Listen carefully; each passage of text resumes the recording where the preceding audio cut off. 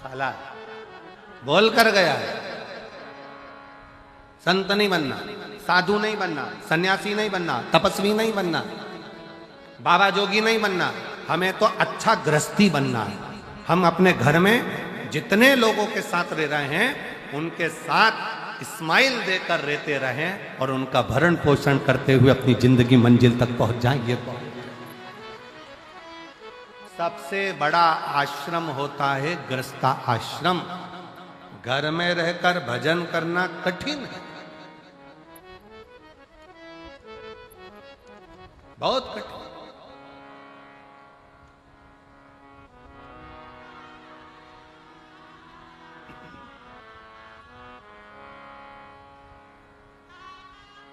समय भी आएगा, सांप भी आएगा, संपत्ति भी आएगी, पर कब जाएगा ये किसी को नहीं, किसी के ज्ञात में नहीं है।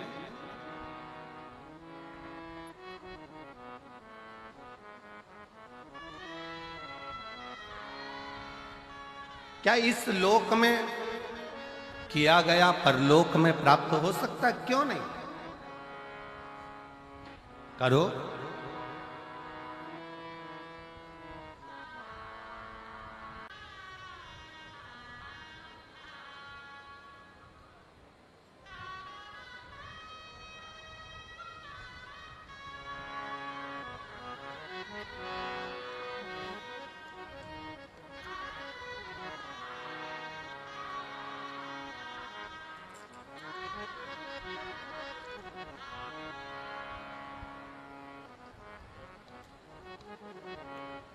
मनीषा, मेरा मोबाइल नंबर ये है। मेरे पति भटिंडा में आर्मी में कार्यरत है। भटिंडा आर्मी में मेरे पति कार्यरत हैं। आप ही हैं? आ जाओ, एक बेलपत्र लेना आ जाओ। मैं मनीषा हूँ। मेरा मोबाइल नंबर ये है। मेरे पति भटिंडा में आर्मी में कार्यरत है। गुरुदेव, मेरी मां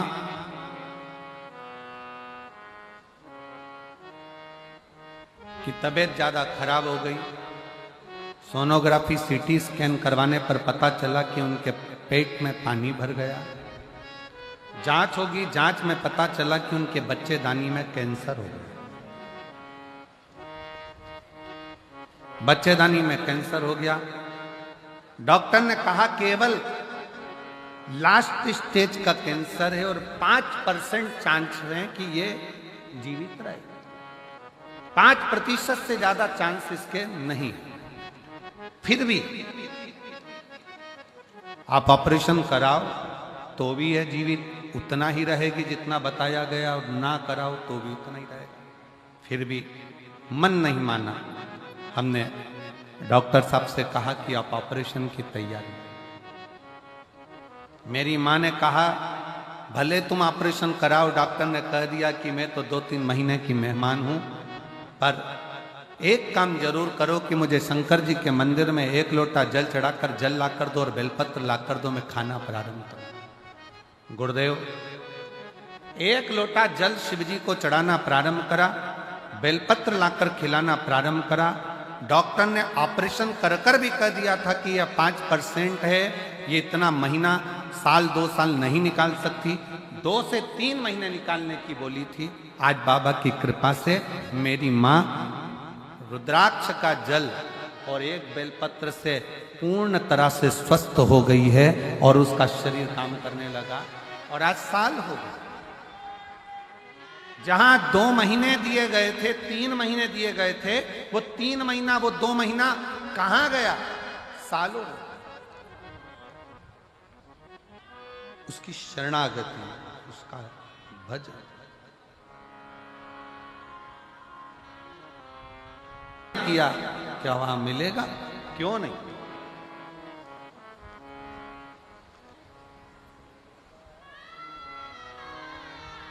कई लोग ऐसे भी हैं, भारत में कमाया, विदेश में जाकर मकान बनाया, गाड़ी ली, जमीन ली, फैक्ट्री बनाई। यहां कमाया, वहां जाकर जमीन, फैक्ट्री, दुकान, मकान सब करा। कई ऐसे भी हैं कि वहां कमाया विदेश में और यहां खरीदा। उसी तरह मृत्यु लोक में मानव शरीर में भगवान का भजन करते हुए, उस ईश्वर को, उस रब को याद करते हुए, उसका भजन करते हुए, एक लोटा जल चढ़ाते हुए आगे बढ़ते चलो, तो हो सकता है कि यहां करोगे तो वहां तक प्राप्त हो। यहां करा, वहां मिला, प्राप्त हो सकता है। आ जाओ।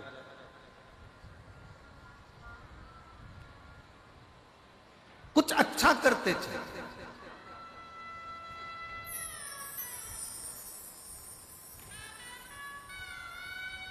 अच्छा करते हैं।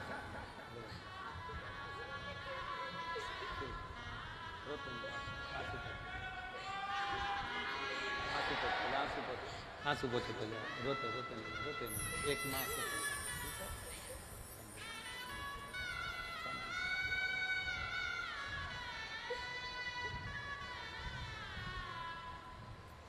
कुछ कर्म करते चले।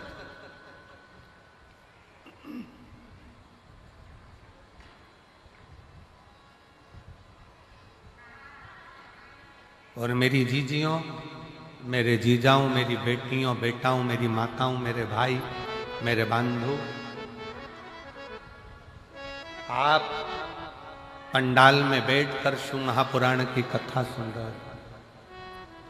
भले 5 दिन मिले, आज कथा का 3रा दिन हो गया, कल कथा का 4था दिन रहा। और जितने बैठे हो इससे दुगने कल कथा के पंडाल में दिखेंगे आप। मेरा श्री अमरजीत सिंह जी से, श्री पदमजीत सिंह जी से निवेदन है कि कल पंडाल को बिल्कुल दीवार से टच कर दो। इधर भी जितनी दीवार है वहां तक खूब लंबा चौड़ा पंडाल लगा दो, जिससे किसी को गर्मी में, धूप में खड़ा रहना ना पड़े और तकलीफ ना। चारों तरफ पंडाल खींच दिया। 2 दिन है और हम भी प्रयास कर रहे हैं, आस्था वालों से हमने भी बात करी है कि जो 1 बजे कथा होती है उसमें थोड़ी धूप ज़्यादा होती है, तो कल कथा 2 बजे से 5 बजे तक रहेगी, जिससे थोड़ी ठंडक हो जाए। पूरा प्रयास करा गया। तो कल की कथा का समय 2 बजे से 5 बजे तक रहेगा और परसों कथा का विराम है, इसलिए कथा का समय सुबह 8 बजे से 11 बजे तक रहेगा। कल कथा का कौन सा दिन माना जाता है? शिवरात्रि। कल की कथा 5वें दिन के पहले जो चतुर्थ दिवस है और 7 दिन की कथा में जो छठा दिन होता है वो शिवरात्रि के रूप में शिव कथा में माना जाता है। जो लोग पूरे 5 दिन या 7 दिन की कथा नहीं सुन पाते, वो कल की कथा सुनने के लिए आते हैं और परसों विराम वाले दिन सुबह की कथा सुनकर झोली पसार बाबा को विनय कर कर अपने अपने घर को चले जाते हैं और 3 महीने में उनका पत्र फिर व्यासपीठ पर आ जाता है।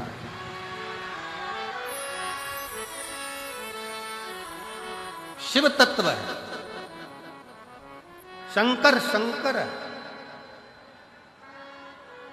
उसका विश्वास, उसका भरोसा, उसकी दृढ़ता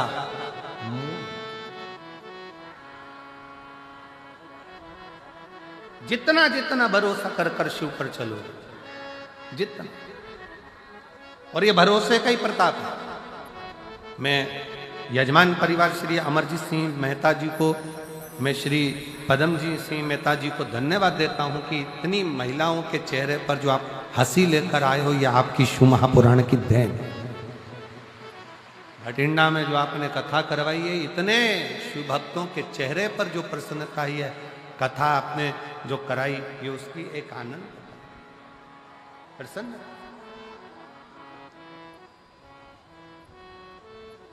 ये आनंद था।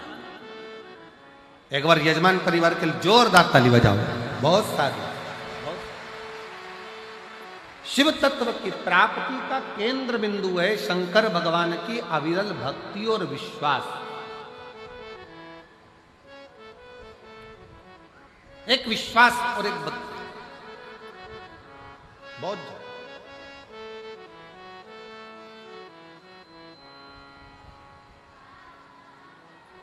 फिर कथा में वर्णन किया गया एक समय बदलता है। समय कब क्या आएगा, कैसा आएगा, क्या होगा, ये किसी को नहीं, किसी को नहीं।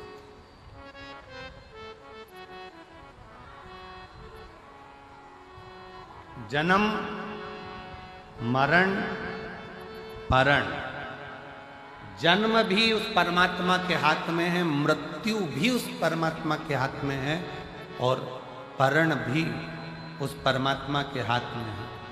परण मतलब शादी। डॉक्टर ने कह दिया कि बहू की डिलीवरी होगी, इतने तारीख को होगी, मालूम पड़ा दर्द आने लगे, 2 महीना, 3 महीना, 1.5 महीना, 1 महीना, 15 दिन, 6 दिन, 5 दिन पहले हो गए या 5 दिन बाद। लोगों ने देखकर कह दिया था तुम्हारे लड़की की शादी बस इस साल हो जाएगी, मालूम पड़े 1.5 साल निकल गया, शादी नहीं पक्की। विवाह पक्का नहीं।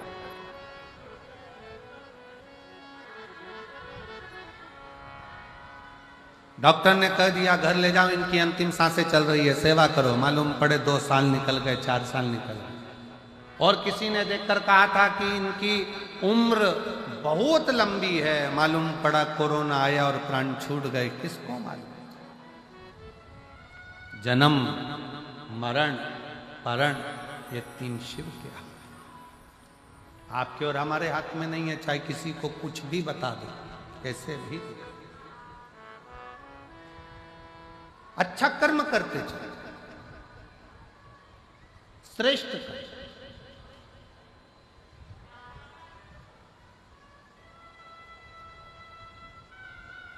शिव कथा कर रही है, भगवान शंकर का चरित्र कर रहा है, शिव महापुराण की कथा कर रही है। समय बताकर नहीं आएगा, सांप बताकर नहीं आएगा, संपत्ति बताकर नहीं आएगी, समय बताकर नहीं जाएगा, सांप बताकर नहीं जाएगा, संपत्ति बताकर नहीं जाएगी कि कब जा रही है, कब आ रही है, कैसे आ रही है, कैसे। इसलिए समय का सदुपयोग करो, संपत्ति का सदुपयोग करो। सदुपयोग आया उसका उपयोग। एक कितना सुंदर संवाद शिव महापुराण की कथा में आता है। एक बार श्री देवऋषि नारद भगवान विष्णु के पास पहुंच गए।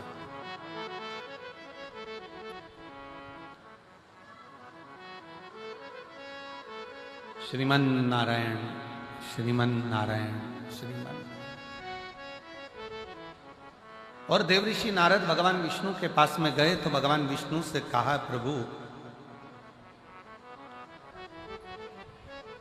मनुष्य के पास कब समय अच्छा आता है, कब बेकार आता है, उसको मालूम नहीं पड़ पाता।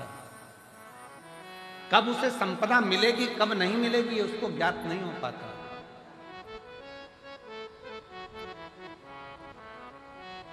बस केवल मानव मानव दिखता है, पर उसकी जिंदगी में कब बदलाव आता है ये मालूम नहीं पड़ पाता है। तो भगवान विष्णु के चेहरे पर हंसी आई, भगवान ठाका लगाकर हंस मुस्कुरा।